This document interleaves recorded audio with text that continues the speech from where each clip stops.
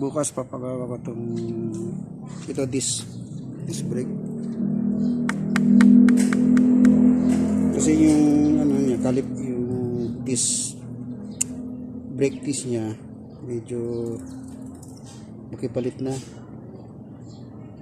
May bago akong plate doon. Palitan ko na lang ng bago. Tapos bibilhan ko na lang ng disc brake. 500 pa naman yung isa. May kamahalan plus kabit.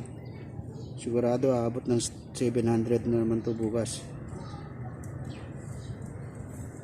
May kulay yun, kulay orange dito. Saka medyo malaki. Siguro abot dito ganun. Plus yung caliper niya, kulay orange din yung caliper niya.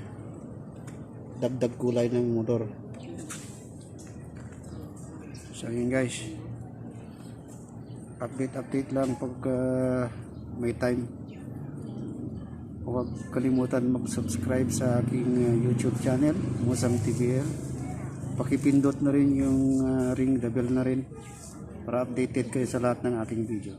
Salamat guys.